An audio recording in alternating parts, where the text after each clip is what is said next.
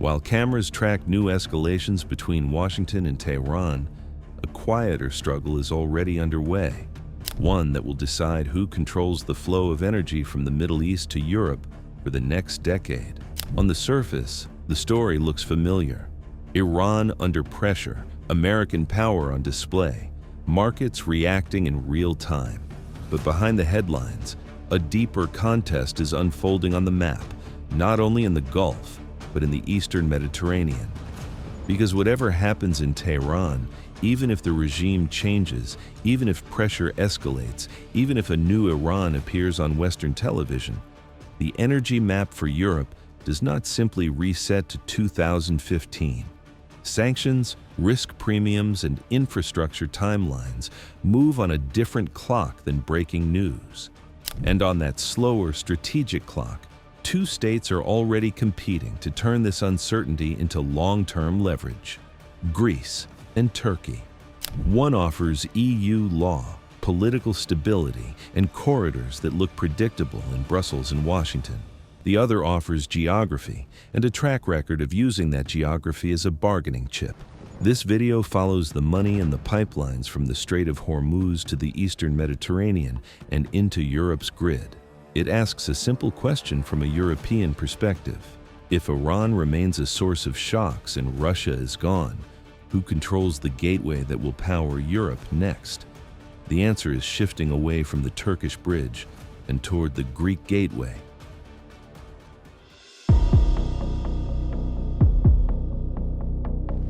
The first real shot in this crisis is not a missile over the Gulf. It is a sentence from Washington that a reinforced American armada is moving into position off Iran and that all options are on the table. From that moment, the center of gravity shifts. The front line is no longer only the Persian Gulf. It is also the trading screens in London, the insurance offices in Oslo, and the boardrooms of European energy companies that suddenly have to ask, can we still trust the Strait of Hormuz? On the surface, the picture is familiar. Carrier groups, destroyers, support ships converging under U.S. Central Command, Iranian patrol boats and missiles on the opposite shore, harsh rhetoric from both sides. But the context is different from previous crises. Inside Iran, months of protests have exposed a regime that is not just isolated internationally, but challenged domestically. Human rights reports document thousands of protesters killed, injured, or imprisoned. Students, workers, women defying compulsory veiling, ordinary citizens holding smartphones as security forces fire live rounds. From the White House, Donald Trump praised these demonstrators as brave, warned Tehran that the world is watching, and framed the unrest as proof his maximum pressure strategy was working. In Washington, the political language has moved from containment and nuclear deal to maximum pressure and open talk of regime change. This is the escalation shock. The moment the United States stops signaling that it wants to manage Iran and starts signaling that it is ready to break the system, markets react to that signal before any physical damage occurs. Ship owners who move oil and LNG through Hormuz begin to demand higher risk premiums. Insurers reevaluate war risk coverage. Some traders quietly reroute cargoes, preferring longer and more expensive voyages over the perception of vulnerability. Oil futures widen, not because barrels have been lost yet, but because the probability of disruption over the coming months suddenly feels higher. For Europe, this is especially dangerous. Around a fifth of the world's crude passes through that narrow corridor between Iran and the Arabian Peninsula, and the Strait of Hormuz serves not only Iran, but also Saudi Arabia, Iraq, Kuwait, Qatar, and the United Arab Emirates, together moving a huge share of global seaborne oil and a significant part of the world's LNG exports. Any serious confrontation, even without full-scale war, can trigger threats to harass tankers, lay mines, or use proxies to make the route uninsurable. A single incident involving a European-flagged vessel could be enough to freeze traffic temporarily and send prices sharply upward, destabilizing the entire Gulf energy ecosystem and rippling through global markets. What makes this shock more structural is the combination of factors. You have a U.S. administration openly willing to use hard power. You have an Iranian system under internal pressure with incentives to show defiance. And you have an energy market where Europe is already trying to recalibrate away from Russian dependence.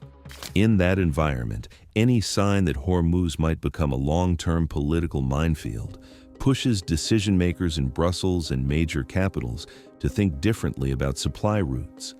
In other words, the shock is not only military or political, it is psychological and financial.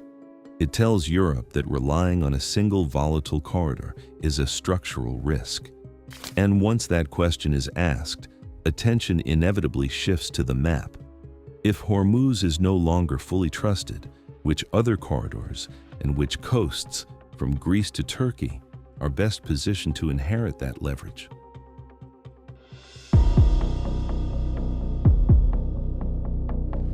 As soon as Europe accepts that Hormuz is a structural risk, the map of alternatives forces a hard question in Brussels and Washington.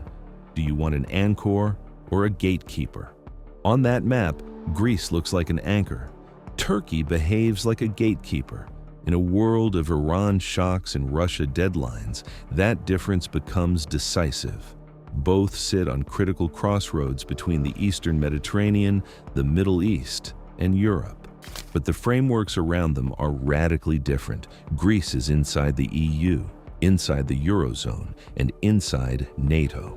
Any LNG terminal, pipeline interconnector, or offshore project on Greek territory is automatically wrapped in EU law, EU regulatory oversight, and NATO protection, including major U.S. assets already in Suda Bay and other bases. For investors, this is legal predictability. For militaries, a secure logistics hub. For Brussels, no third country veto at the last mile. Turkey, by contrast, is outside the EU, in constant friction with key member states, and has spent the last decade turning its transit position into a bargaining chip. Over refugees, Syria, Libya, the Aegean, Ankara has repeated one message: I am indispensable. If you want to use my territory, pay a political price.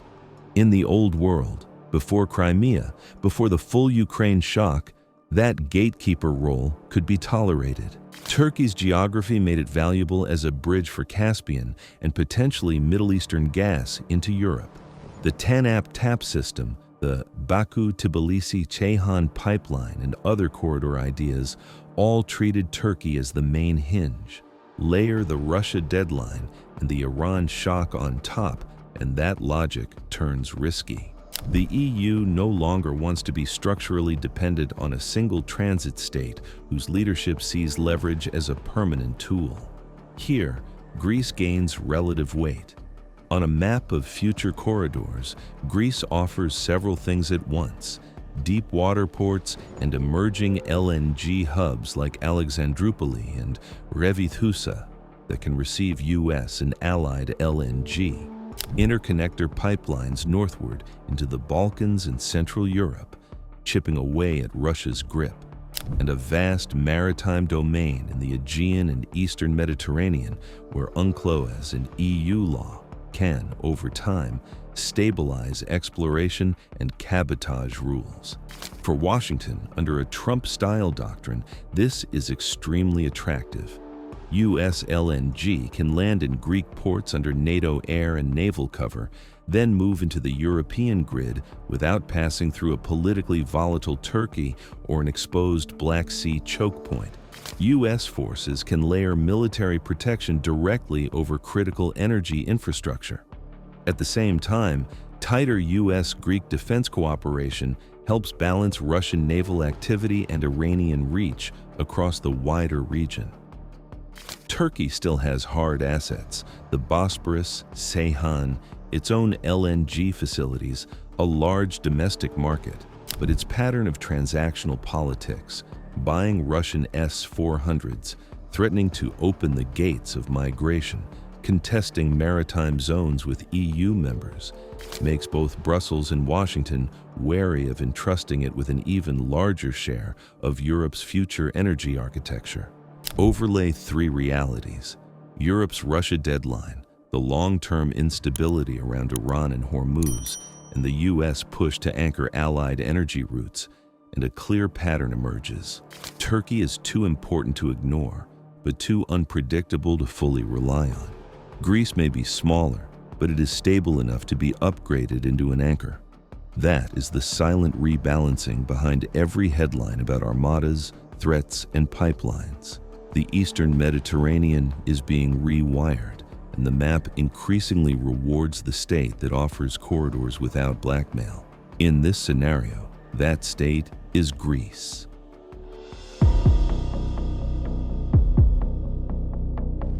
Europe is not diversifying away from Russia because it suddenly discovers new gas. It is doing it because the political clock in Brussels is ticking, while the old contracts with Moscow quietly run out. For decades, the architecture was simple: long-term pipeline contracts, often 20 to 30 years, tying European utilities to Russian gas delivered through fixed corridors: Ukraine, Belarus to Poland, Nord Stream under the Baltic. Cheap, relatively reliable, deeply woven into industrial planning. This was not just an energy relationship, it was strategic dependence. Step by step, that model is being dismantled. Political decisions after Crimea, and especially after the full-scale Ukraine war, reinforced by U.S. pressure, have locked in a new direction. Europe has committed to end its dependence on Russian fossil fuels well before 2030. But the timeline is not just political, it is contractual. Crucial transit agreements and supply contracts are already expiring this year and next, forcing an immediate reality check. In parallel, the remaining long-term deals that underpinned Moscow's role naturally expire throughout the late 2020s. That is Europe's Russia deadline, a convergence of political will and contractual reality. On a map, it produces a brutal question. If less gas comes from the east, where does the replacement come from, and through which corridors? Liquefied natural gas, LNG from the US, Qatar and others is one answer. But LNG needs regasification terminals, storage, and pipeline interconnections inside the EU. It also needs politically secure coastlines and naval protection in crisis. That alone shrinks the list of attractive locations. At the same time, Brussels has learned an expensive lesson. It does not want to swap one dependency, Russia, for another, an unstable Middle East route, or a single transit state with its own agenda. The new doctrine is diversification plus alignment, not just molecules, but politics. Here, U.S. strategy under a Trump-style approach intersects with Europe's map. Washington pushes three parallel lines: reduce Russian leverage over Europe, expand U.S. and allied exports, especially LNG, and anchor those flows in territories that are militarily defensible and politically predictable inside NATO and, ideally, the EU. Seen from that angle, the options narrow quickly. The Baltic is crowded and exposed to Russian pressure. The Black Sea is contested and adjacent to the Ukrainian battlefield.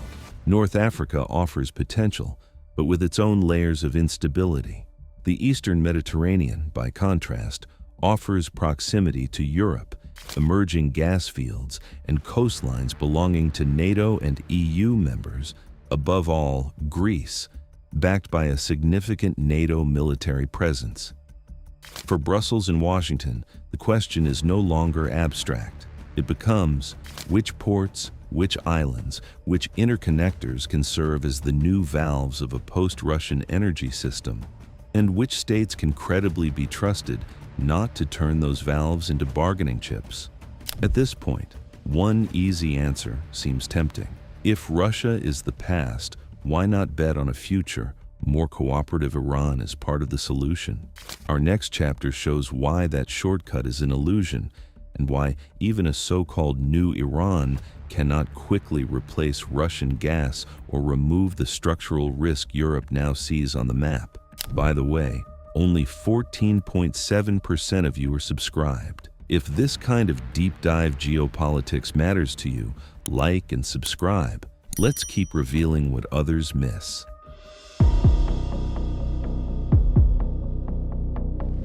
Imagine a scenario where the regime in Tehran actually falls. New faces appear on Western television. Headlines speak of transition, reform, and normalization. Embassies prepare talking points, but on the energy markets, almost nothing changes the next morning. Politically, a new Iran looks like a solution. Energetically, for Europe, it remains a distant, uncertain project that has to fight its way through law, finance, and steel before a single extra barrel arrives safely in a European port. Even before any dramatic change, Iran is effectively locked out of legal European markets. It is a shadow supplier, surviving through discrete channels and intermediaries. Now, imagine that political change finally comes. On paper, this opens the door for a return of Iranian barrels. In practice, a massive financial architecture has to be dismantled and rebuilt almost from scratch. Sanctions are not a single switch. They are a web of laws, executive orders, and compliance routines built up over decades in Washington and Brussels. To restore normal trade, you need negotiated agreements on nuclear files and missiles, followed by formal legislative action. But even when the legal fog begins to lift, private risk assessments remain stubborn. For a major European bank, Iran is not simply a new growth market. It is a compliance minefield. It is a country that has cycled on and off sanctions lists for decades. Boards remember past multi-billion-dollar fines. Compliance departments will move slowly, and insurance companies, recalling attacks on tankers in the Strait of Hormuz, will demand premium rates or refuse coverage entirely until stability is proven. Then comes the physical reality. Years of underinvestment have damaged Iran's energy infrastructure. Fields need new drilling and enhanced recovery technologies. Export terminals and pipelines must be modernized to handle European volumes. This requires tens of billions in Western capital and technology transfers, commitments that companies will only make once they are certain the political turn is permanent. The result is clear. For at least 3 to 7 years after meaningful political change, Iran is not a reliable fix. It is a high-potential, high-risk story.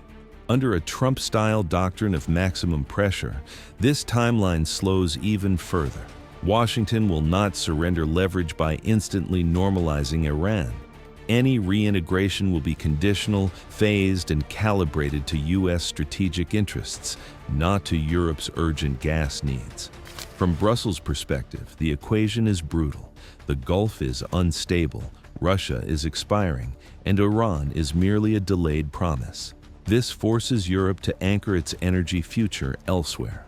If Iran is the shock and Russia is the deadline, the answer must lie on coastlines Europe can actually defend. In our conclusion, we will see how this calculation quietly elevates Greece, sidelines Turkey's gatekeeper games, and redraws the energy map of the Eastern Mediterranean.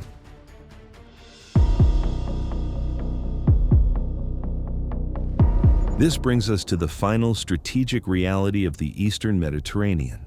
For decades, the assumption was that Turkey was the unavoidable energy gatekeeper, the sole bridge between Eastern supply and Western demand.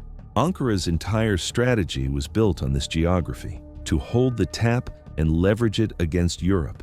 But a bridge is useless if the ground on the other side is burning.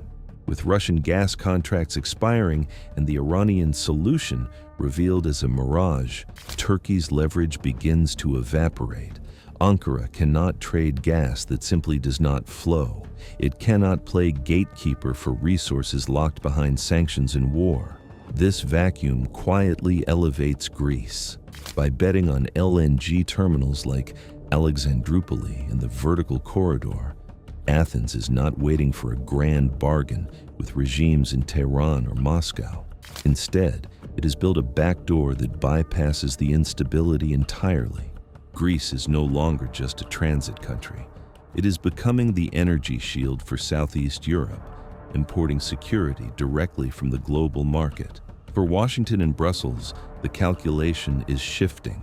Turkey remains a partner of geography, but Greece has become the partner of security. The map is being redrawn before our eyes. The era of pipeline politics through unstable territories is ending. The money trail is no longer about who controls the border to the east. It is about who controls the gateway from the sea. And in that contest, the center of gravity has firmly shifted to the Aegean. If you found this analysis valuable, I strongly recommend the videos appearing on your screen right now. Because if this crisis shows us how the geopolitical shift is happening in the Mediterranean, those videos explain where the new balance of power is actually leading us.